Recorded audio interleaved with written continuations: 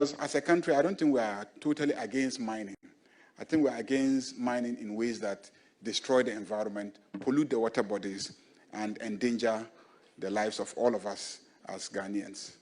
Yes, so I think your last phrase, entire burden, irresponsible mining, activities that destroy water bodies and our forests. So I would want you, as part of the research, to get the MMDCs to rather focus on that bit. I think that would be reassuring to the country. Whenever I say my PENDREAM TV there, I say them yopo. You know, if we do that. So once you are giving your word on that, I won't belabor. My last point, then we can call it off. The Constitution talks about the local government concept, and it de-emphasizes the partisanship nature of it. There are calls for a full-blown partisan political system at the local government level. In advanced democracies that we copy the example, their entire political structure is partisan. Even in the United States, even at the prosecutorial level, people contest for it. You know that this attorney general of a particular state is a Republican or a Democrat. I mean, they have allowed it. Now, we are a bit concerned. So as we land, I want to ask you, in every difficult and danger you find yourself in life, in whom do you normally put your trust?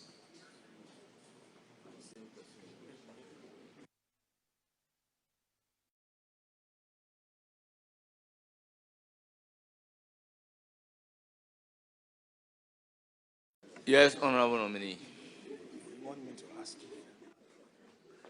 Recently, when I got married in my lovely wife. Now, finally, as you exit, you opted to make some disclosure.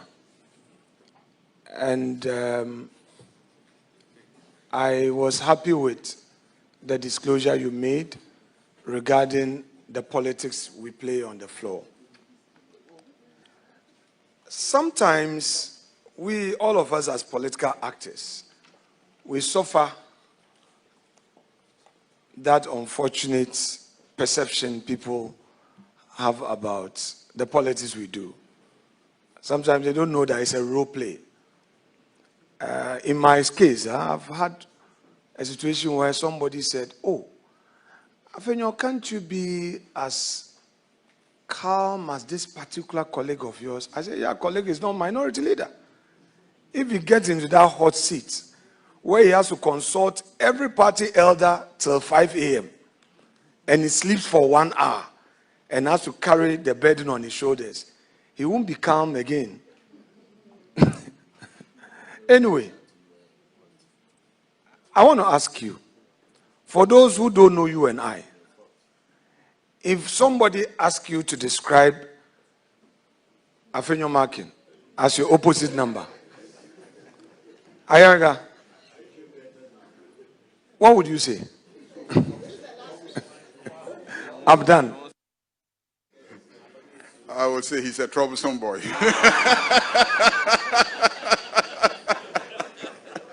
He is indeed troublesome. But I will also add that he is somebody you can trust when you are dealing with him. When when I say trust, wait till I define trust. You can trust that he will cause trouble. You can trust that he will push his side's position. Of course, and at all times, even I would say, I know this will be difficult for you, but you have to play your role. You are a minority. You have to play your role. And people call me, why do you allow Afenyo-Markin to do all the things that he's doing? I'm like, he's just playing his role. He's just playing his role. So let him play it. I'll play mine. When he finishes doing all the things that he's doing, I'll cause the vote. And then the decision will be taken the way I want it. So that has been it. But, you know, in addition, working with you in the last 1.5 years, you know, I've come to know you as a person of integrity and honesty. And I want to thank you for the forthrightness with which you have dealt with me as the majority leader. I hope that you and my successor will find common ground and work the same way. I've already told him that you are not somebody that he would, he should be yielding to. He should be doing more than I was doing. Me, you know, because I'm a little older than you, I used to tolerate you a lot.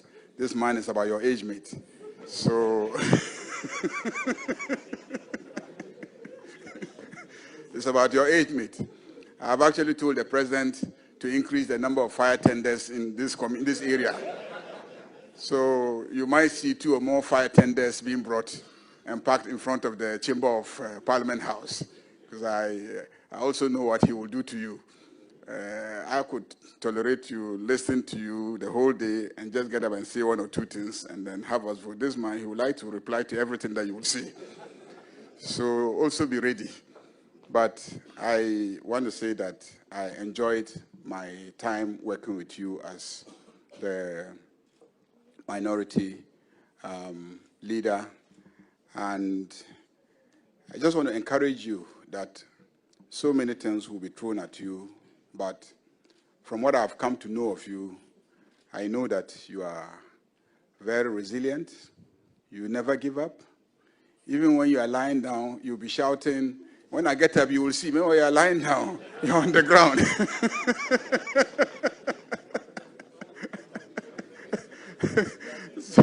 So anyway, but I honestly enjoy your friendship. I enjoyed your friendship, and I do appreciate that. And the entire minority caucus, who would make all the noise, but in the end will support, sometimes even support more than my own, you know, side, to ensure that bills are passed, approvals are given, and etc.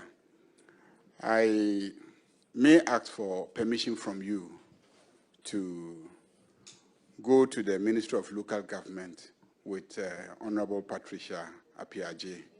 So the reason is that she was the mayor of Kumasi. Oh, please, it's not about our other relationship that I want to carry you there. It is because of your expertise as a former mayor of Kumasi and a former deputy regional minister. I'm sure many of you don't know, but I was partly responsible for she being made mayor of Kumasi. She was a deputy regional minister for Ashanti. And then the office of mayor of Kumasi became vacant. And then President Kufuor asked her to act as the mayor and at the same time as the deputy regional minister. And you know that in Ashanti region, the mayor of Kumasi is a very weighty position. I was then the ranking member for Constitutional, Legal, and Parliamentary Affairs. So every morning I organized a press conference to bash President Kufuor for not appointing a substantive mayor. So one early morning he got tired of my press conferences and announced her as the mayor of Kumasi. So I'll be carrying her to the local government ministry to learn from her experience. I thank you very much, Chairman. On that note, your request is approved. Yes, Chair, I know that you are always in a hurry to dispossess me of this woman. You cannot take her away. Honorable Ayariga, somewhere I read that rising to eminence by merit, you live respected and die regretted. I entertain no doubt that your industry has earned you this high office, and that has equally earned you that respect. We'll be there to support you, but you know my job. I've lost a lot of friends because of this job, but I know that God will be by my side. So when my questions start coming, get ready. I cannot afford to continue with this 87. Definitely, I must also make it 150 in the minimum. In the minimum, 150 in the next election. So I have to do my job. Okay? So all the best, my brother. Thank you so much. About what we have heard recently in circles of government, that the constitutional amendment that is to be expected, there's a proposal for the president alone to have the mandate to nominate people to contest. We hold a view that if it is an open contest, then it should be anybody contesting, if we don't even want to make it partisan. The president should have no hand in who contests for mayor or a DCE. I want to know your own views regarding the reforms at the district level elections.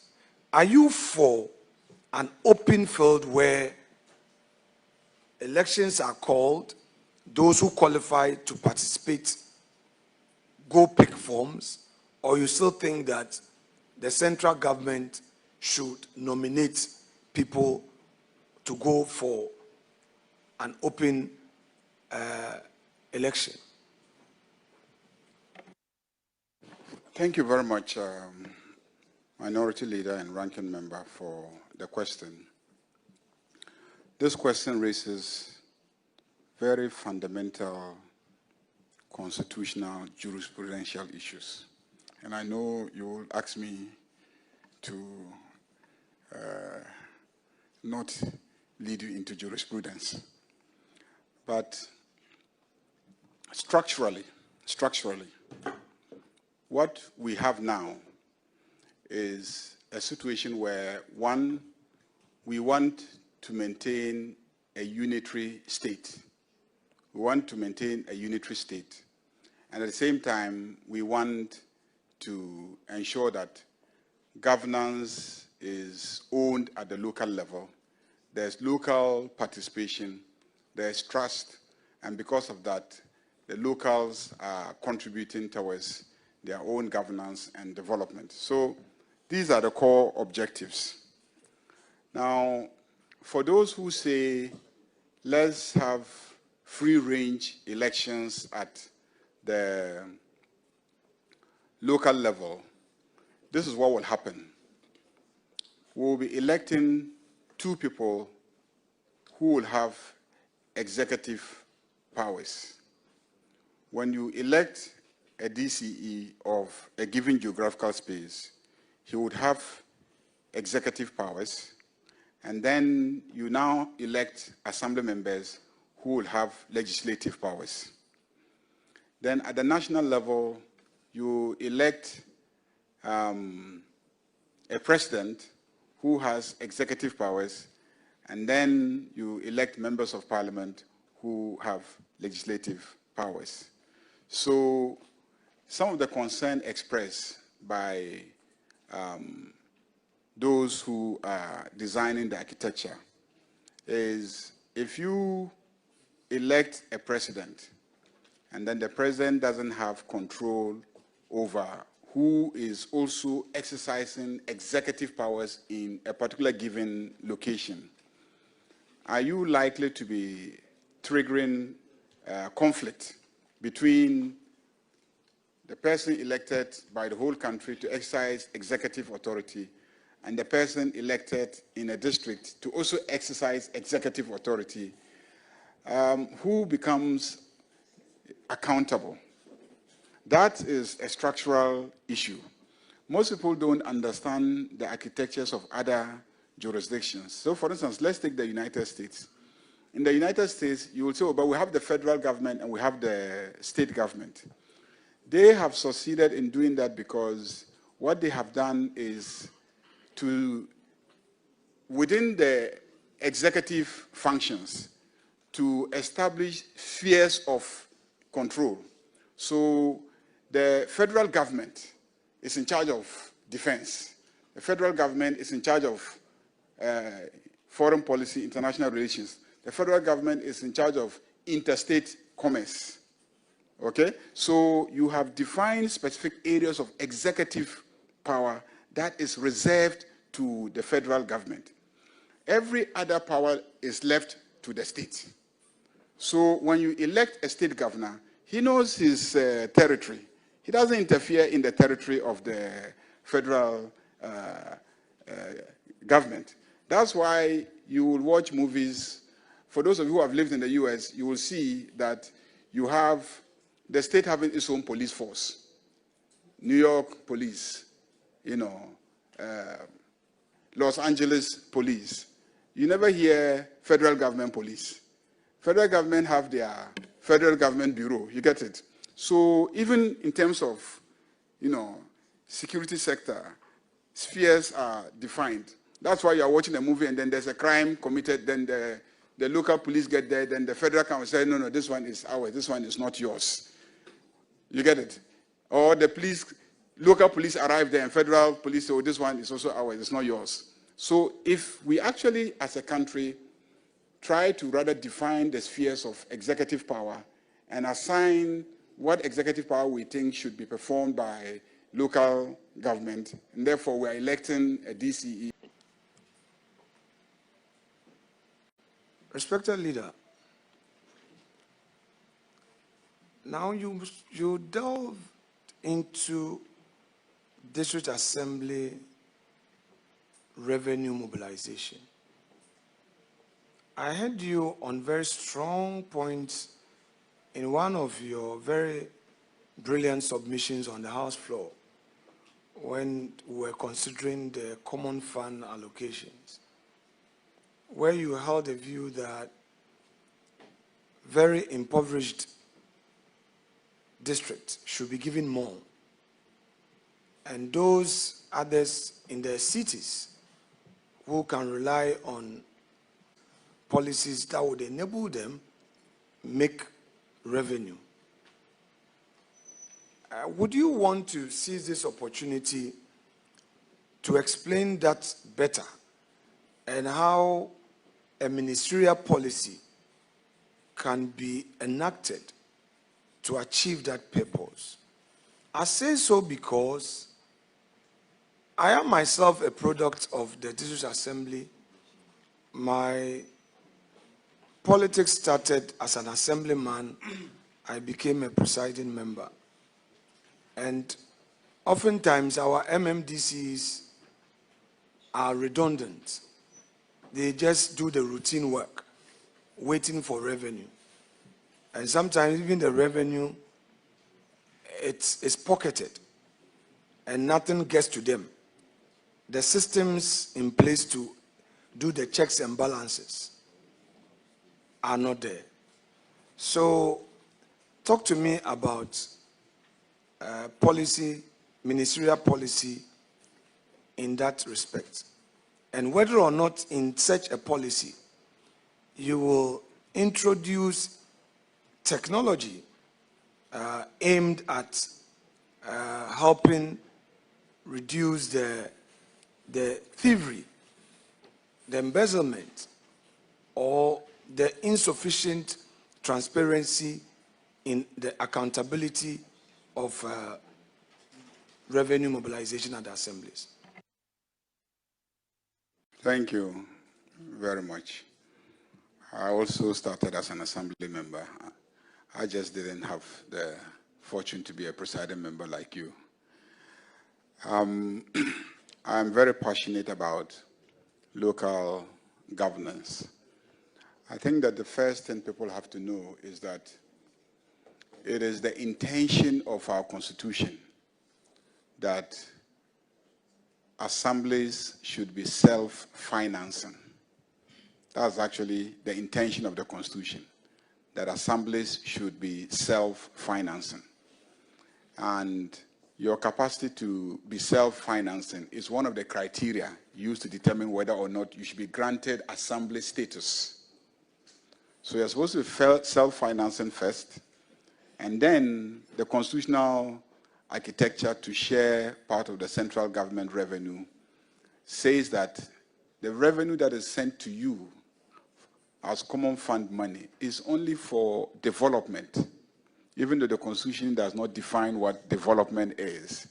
We all, understand what development is: infrastructure, clinics, and etc. But the management of the assembly, the expenses of the assembly, is supposed to come from the assembly itself. That we have largely failed to achieve. The second thing that I want to say is that when I was nominated, my friend, the finance minister, called me to congratulate me. And I said to him, I will be richer than you soon. That's to say my Ministry of Local Government, will be richer than you soon. And so how will you get richer than me? I said, because as for you, you can only collect VAT, and then you collect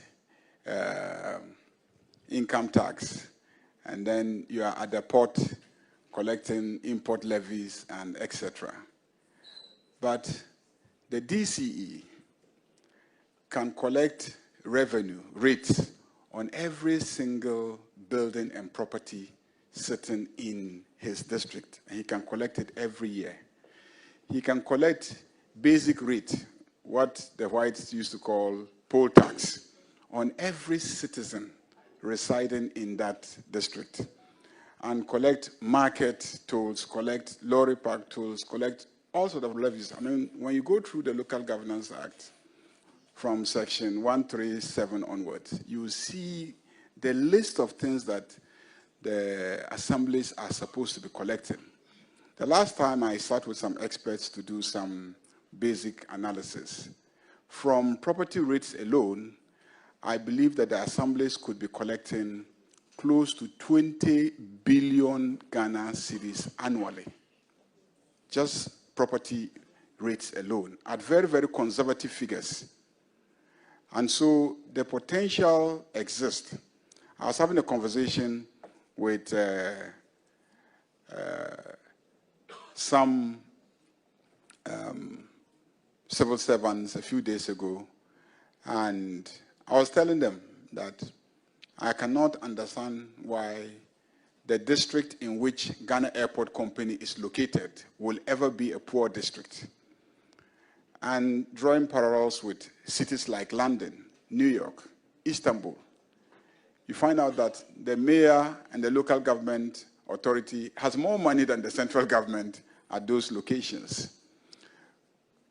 We are urbanizing and people are moving to the urban centers. The agglomeration has huge economic potentials for assemblies. What they are not doing is just not identifying and collecting. So like you indicated, the first major thing I will do as minister is to put in place an infrastructure for us to immediately identify all properties across the country that are supposed to be paying rates to the assemblies.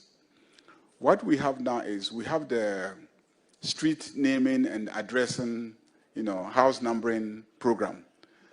But what that does is it simply gives you the location of a property and a particular address. But it doesn't tell you the nature of the property, the value of the property for the purposes of levying rates. And so we will embark on a major exercise of identifying all properties, having them properly described, and having them properly valued so that the assemblies can levy the appropriate rates. And to deal with the problem of people taking the money and pocketing it, we will also try as much as possible to ensure that everything is digital. And so it will be difficult for you to divert the resources.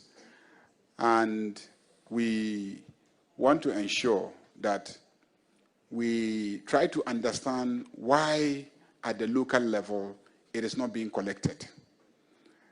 When you ask the DCE to go to the chief's house and collect property rates, I'm sure he will think that you are, passing a death sentence on him. You may not easily have a DCE insisting that his constituency chairman should pay property rates.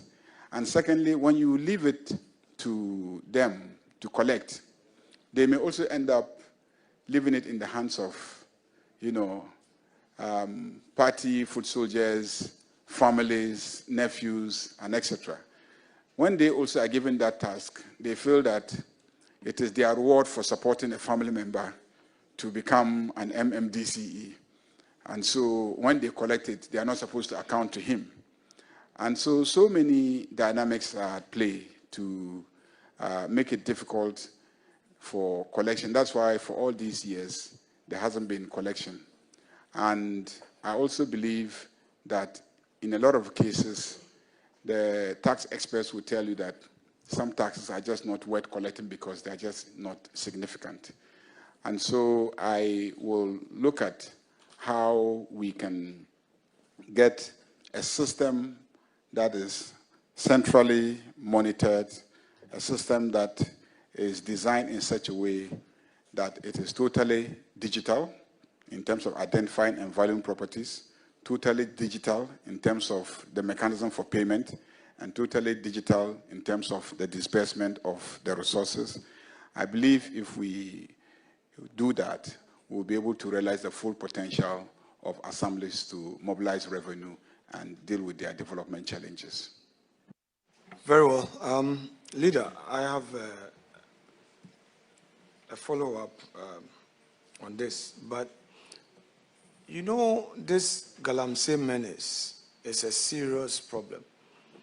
I had a rare privilege of discussing some governance issues with one prominent religious leader in our country who is part of your entourage. I don't have his permission to mention his name. He expressed deep concerns about Galamsey. And he was worried about we, the political actors, how we behave, our attitude towards natural resources and general well-being of our people. How do you hope to get your MMDCs to help fight Galamsey activities in their various districts and municipalities? I have a long-standing relationship with small-scale mining. If you recall, in my previous life, I was Minister for Environment, Science, and Technology. And so in that capacity, I was very concerned about small-scale mining activities. I think there's also an issue of nomenclature. What we call Galamsey is simply either artisanal mining or small-scale mining activity. That's what we call galamsey. When we determine it as galamsey, it gives it a negative connotation. What are the underlying causes? The underlying causes really are that a lot of these young people who want to mine legally have difficulty obtaining the requisite permits to carry out the mining activity. And because they don't have the requisite permits to carry out the mining activity, they also consider themselves as illegal actors. And because they are illegal actors, all the relevant or required investments to mine properly, safely, and reclaim, they don't do it because they know that they have no right or title, and it will be unsafe to make those investments. Otherwise, many of them actually have the resources to, make the investment. I will want us as a country to rethink and say, how about if in every district we identify the actors and where they are carrying out the actions and find a way of ensuring, of course, not in water bodies, not pulling down existing cocoa farms and etc. But how about if we strengthen the regime of small-scale artisanal mining and make sure that at the local level, the MMDCs pay close attention to small-scale artisanal mining as an economic activity, Why would we be interested in Newmont coming to carry out large-scale mining here, and yet in areas where the defined ore is not worth large-scale mining, but there's still some gold, we don't also now try to structure, the artisans and the young people to carry out small-scale mining activity legitimately. So I will approach the job with that attitude that let's engage, let's ensure that they are doing it legally, let's invest in EPA and have a lot of personnel at the EPA, let's invest in Minerals Commission and have a lot of mining engineers who are in every district, who identify every single space where a mining activity is taking place, who make sure that mining is conducted, in a way that is consistent with all the environmental regulations, and who also ensure that whoever carries out the mine, at the end of it, will reclaim the area and plant and make sure that they invest in restoring the area to what it was before they came. And if we did that, we'll minimize the friction, and then we would actually benefit. Because as it is now, we're actually benefiting as a country from the activities of small-scale and artisanal miners. And I think that whilst we are benefiting, we should also be investing in them, which is investing in personnel to support them, investing in infrastructure to support them, investing in monitoring them. I recall you had a press conference some time ago. In fact, 2 or 3 days ago, there was also a press conference by the NPP who said, for instance, that the activities of Gold Board is encouraging illegal miners because they are not able to trace the gold to establish whether it is coming from a legal mining activity or an illegal mining activity. So what that calls for is that we must invest in trying to know the location where the gold is coming from and who is mining there, and whether the person is mining legally or not. And in most cases, how do we ensure that they are mining legally? And he has that executive power, irrespective of who is president, and what executive power is for a president. And so when we vote him, he doesn't interfere in the area of executive power, and then the citizens know who to hold accountable for what. The same way, even in the United Kingdom, people don't realize it. The real governance structures there are the local authorities. Then, of course, you now have the Prime Minister, and they focus on some other areas. But if you go to London, you have London Metropolitan Police. You get the situation. I don't recall seeing any other rival authority. So that's the first fundamental issue that needs to be addressed. Otherwise, you might just be superimposing structures on others and ultimately end up creating conflict. And if you address that, you'll be addressing the other concern that others have, which is basically that a president wants to have a DCE that is reliable in terms of the execution of his own mandate. But if we have defined the spheres of influence, you can't be telling that you want a DCE that is reliable, because your sphere of influence is there, and then the DCE's sphere of influence is also there. So there are deep, fundamental, structural issues that we need to think through.